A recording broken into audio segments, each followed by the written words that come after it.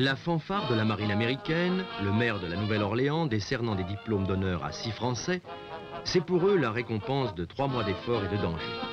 Ils viennent de réaliser la première liaison entre les régions polaires et la zone des tropiques, à travers tout le continent nord-américain, par le réseau des grands fleuves, des lacs et des rapides.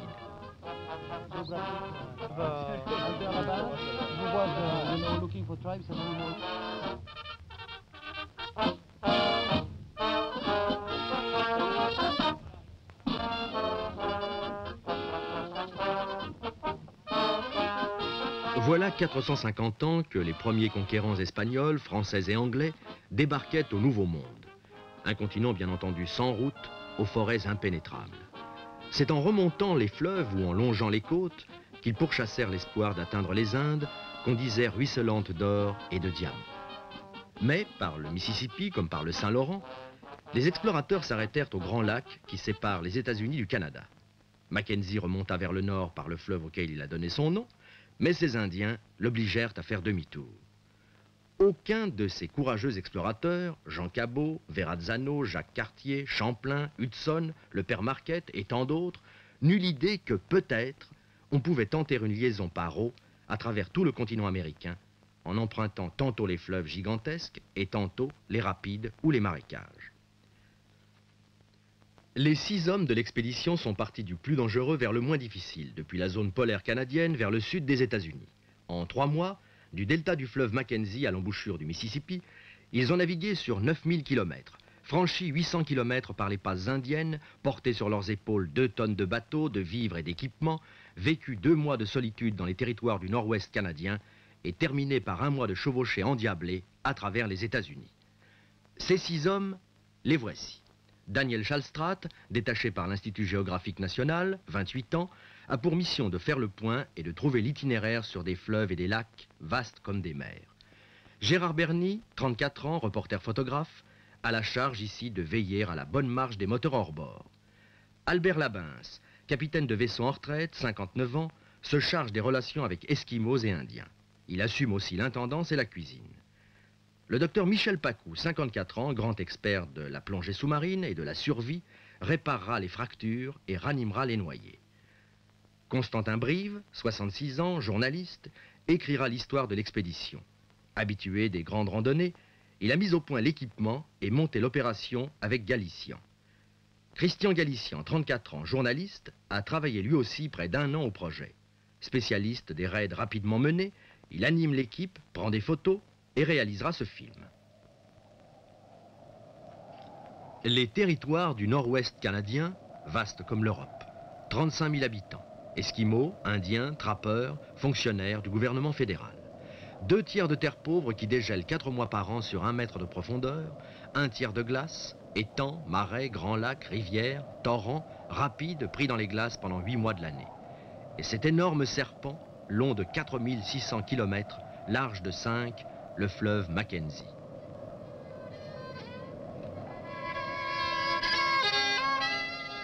Inuvik, la seule cité esquimau, est à 2000 km par avion de la grande ville la plus proche. Au-delà, c'est le delta du Mackenzie, l'océan glacial arctique, le pôle. Ici, les rudes chasseurs de phoques vivent dans des maisons préfabriquées, vont au drugstore, à la poste et à l'église de la Mission, la seule au monde à être construite en forme d'igloo. Gérard, ouais. T'as changé les 3 bougies? Ouais. Les 6 hommes débarquent avec leur matériel. Il faut contrôler les moteurs, gonfler les bateaux, charger le carburant pour 500 km, 20 jours de vivres et le reste. Merci mon brave.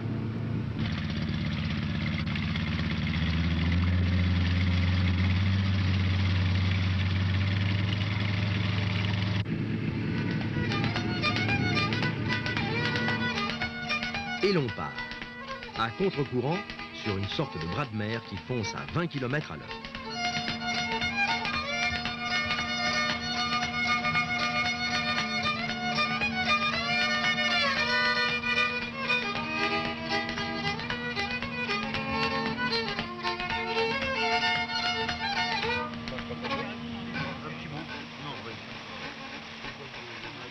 Même les peanuts. Non, mais il avait pas faim. On allume un feu pour sécher les équipements trempés par les embruns et la neige fondante qui tourbillonnaient en rafale.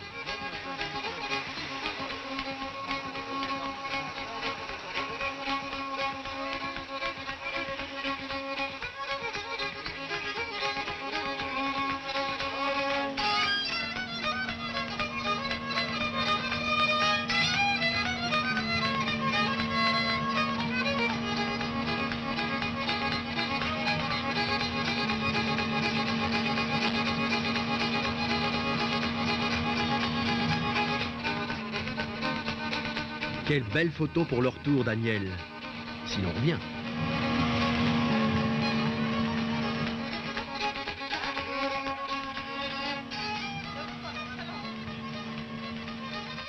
Après la première tempête, il faut s'arrêter pour évaluer les dégâts. On accoste, on vide les bateaux, les planchers sont pleins de boue. Bernie démonte une hélice faussée. Malgré sa tenue polaire, Albert est trempé. Les emballages étanches des médicaments et des appareils du docteur Pacou sont pleins d'eau sale. On presse, on tord des vêtements transformés en éponges.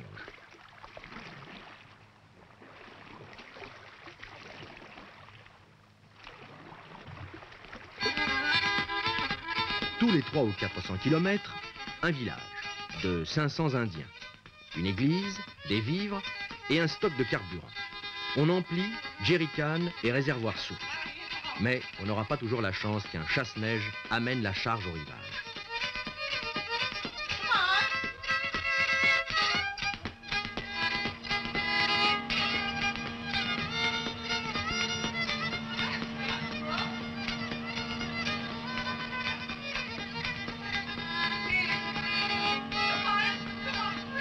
Pendant 10 à 14 heures, chaque jour, les hommes luttent contre le fleuve géant dont ils ne voient jamais les deux rives à la fois.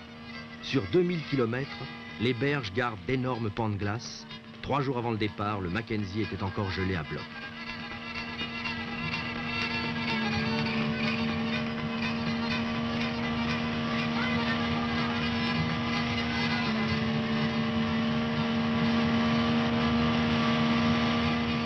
Les voici maintenant au sud du cercle polaire.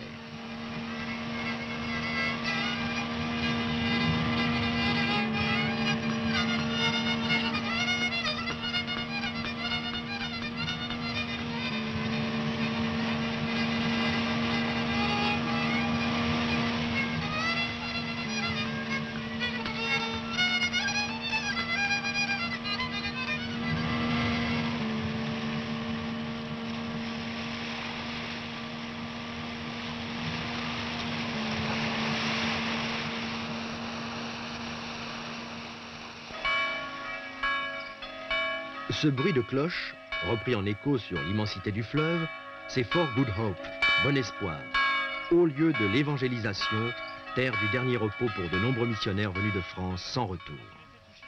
Moi j'en mets 3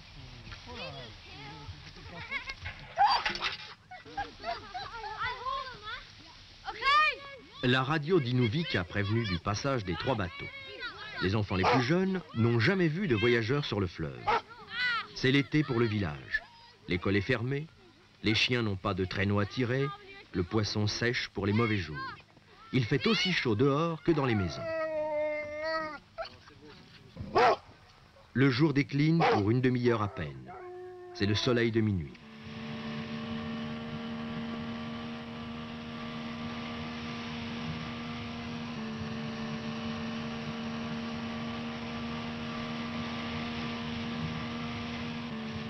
On fonce à contre-courant sur le fleuve. Mais comme une vraie mer, il cache des rochers à fleur d'eau, invisibles dans les eaux limoneuses. Un choc, et c'est un engrenage d'embase du moteur cassé.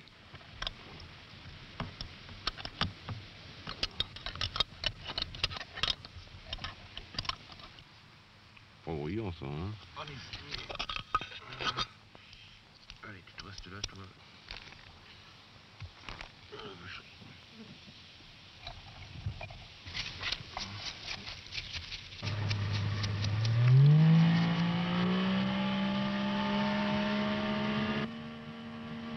Le lac des Esclaves, près de 1000 km de long, se calme après des heures de tempête.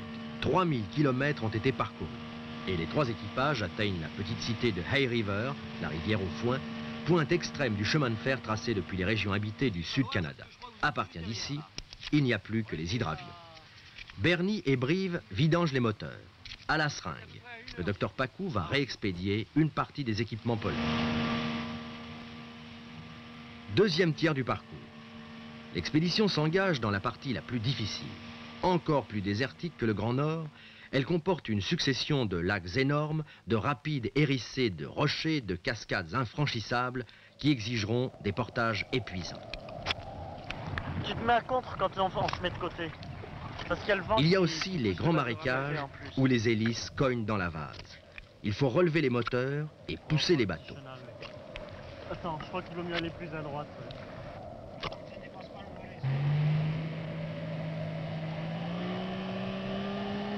Plus loin, le fleuve paraît sans traîtrise, large, poussé par un fort courant. Mais Brive et Berny vont donner dans un banc de sable et restent plantés. Labince et Pacou, qui viennent à leur secours, s'échouent aussi.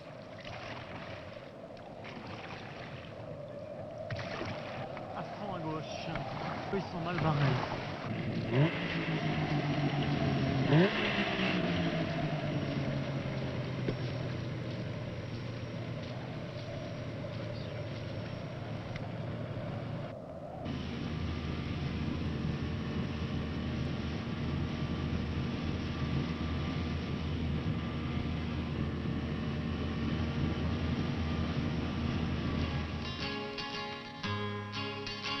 Après le lac Athabasca, finit pour un bon moment la navigation sur des étendues immenses.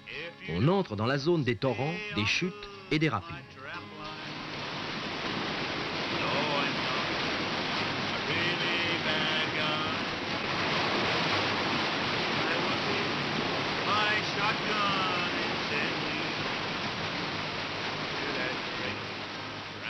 Pas question de remonter en bateau cette série de cascades.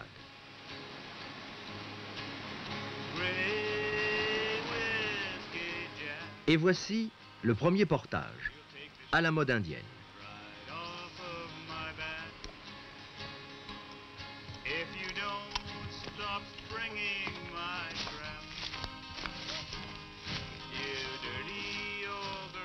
Mais les Indiens, eux, dans leur court voyage, ne portaient sur leur épaule qu'un canot d'écorce. Il s'agit ici de transporter à travers bois 3 moteurs de 80 kg, 3 bateaux de 100 kg, plus de 1000 litres de carburant, les vivres, le matériel photo et cinéma, 2 jours d'effort.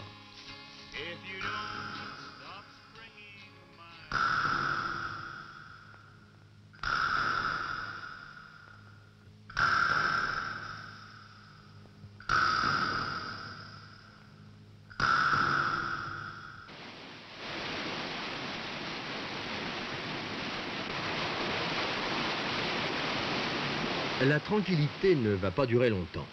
Le parcours entre dans une région de rapides qu'il va falloir dévaler à la pagaie, moteur levé, en évitant que le flot furieux évendre les bateaux et fracasse les hommes sur les rochers.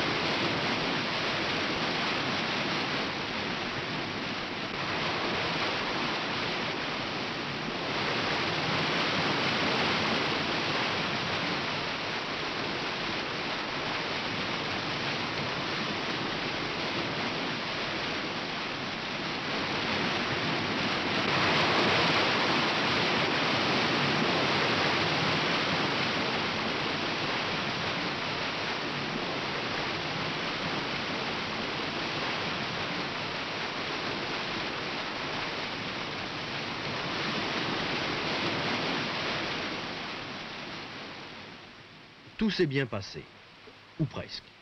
Les hommes ont besoin de repos, mais les bateaux ont besoin de réparation. Vous avez crevé d'où? De l'arrière ou de l'avant? On sait pas. Ça va être de la quille. Je pense que ça va être de la quille, tu sais, comme eux, quoi, pareil. Et alors là, les endroits où vous passiez juste, nous on était comme ça. Il a fallu forcer le bateau, c'était la merde.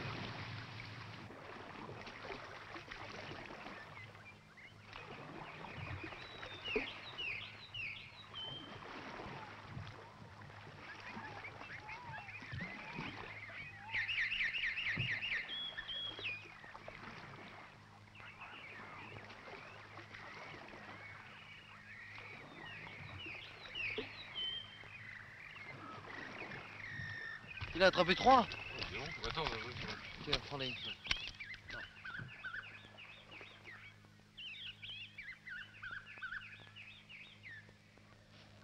Ici, pas moyen de naviguer. Les torrents qui devaient mener au lac Winnipeg sont emprisonnés dans des tuyaux sur 25 km pour fournir de l'électricité. Des Français? Dans des petits bateaux? Drôle d'histoire. La compagnie d'électricité se charge d'un transbordement avec ses camions jusqu'au lac.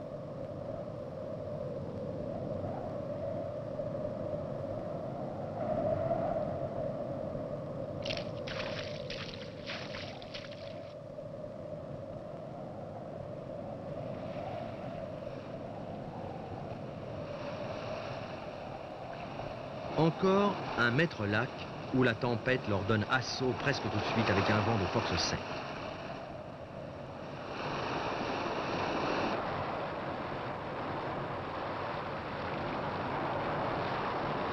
Ici Radio-Canada. Radio-Canada, qui chaque jour maintenant parle des 6 Français, annonce qu'on est sans nouvelles et qu'ils ont peut-être fait naufrage. Et pourtant non. Ils atteindront Winnipeg. Vous êtes en retard de quelques jours à cause du mauvais temps essuyé sur le lac Winnipeg. Les 6 hommes pilotent 3 radeaux pneumatiques munis de moteurs hors bord 40 forces. C'est à 16h30 samedi que les 6 Français ont mis le pied à terre à Winnipeg, entamant ainsi un repos de 3 jours et clôturant la première moitié de leur voyage. L'expédition partit fin mai du delta du fleuve Mackenzie et fait route vers le golfe du Mexique. Les équipiers... L'équipe a parcouru les 2 tiers du trajet. Dans une région vaste comme 2 fois la France et pratiquement déserte, une succession de rapides dangereux, un lac en tempête, des orages incessants.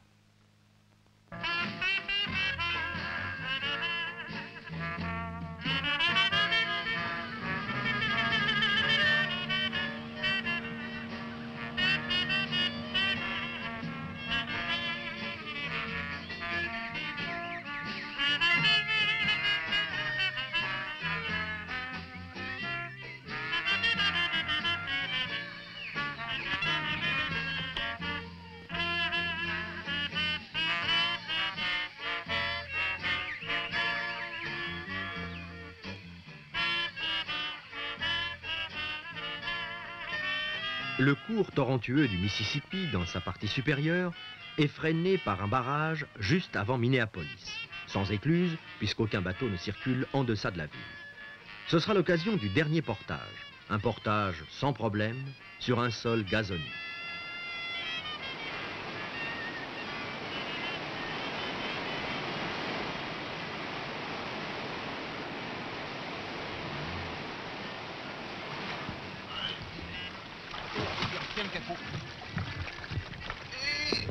Merci, monsieur.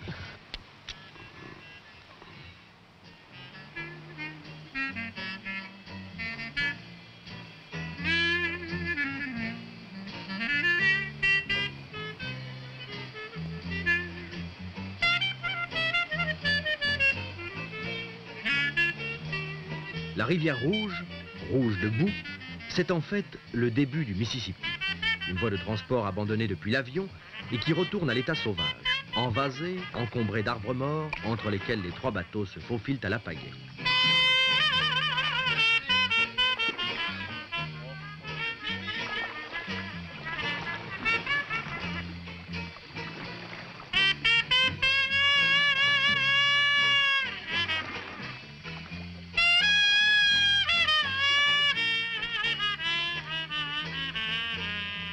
Ça sur le rocher à droite. Oh là là, c'est de gauche. Là, regarde entre les cailloux, ça doit aller aussi. Là, c'est plus profond.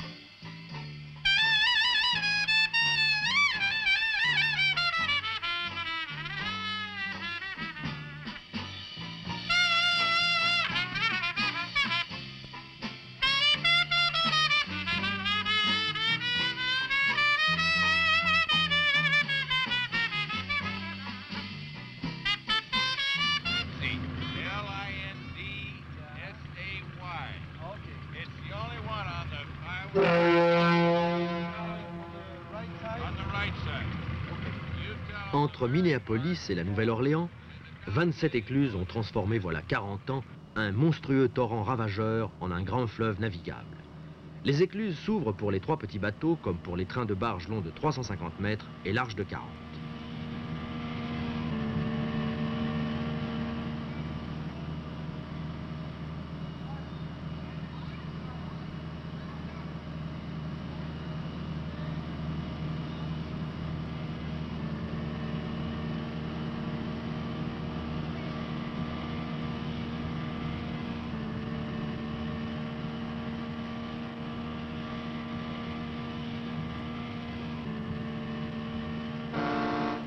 Saint-Louis, fier de son arc-en-ciel d'acier, c'est vraiment le sud, avec ses légendaires bateaux à aubes, pleins de touristes en tenue d'été. Un coup d'œil sur la carte, pour la première fois la traversée nord-sud du continent nord-américain est ouverte. Un ravitaillement en essence, le dernier.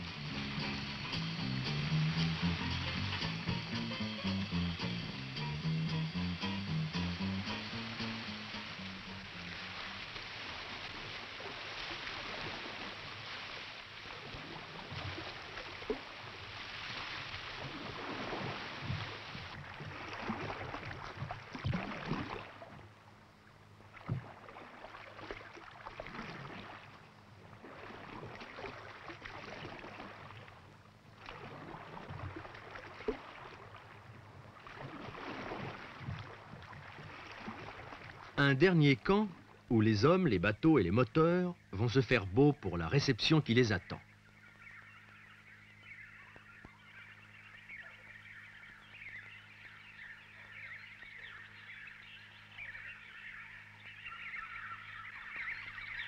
Un dernier casse-croûte, comme ils en ont connu 300, café ou thé, flocons d'avoine ou riz, sardines à l'huile ou bien brochets, si on a eu le temps de les pêcher.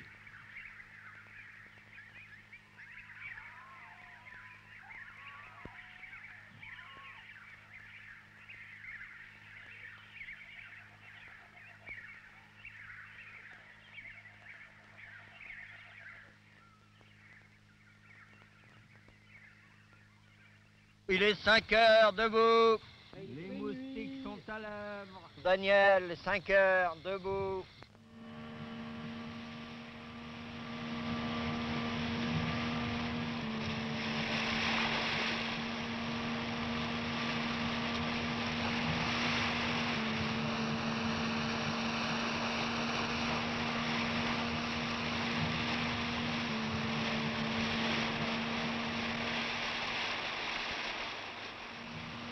Tout est au point, en route. Dans 3 heures, c'est la Nouvelle-Orléans, juste dans les délais prévus.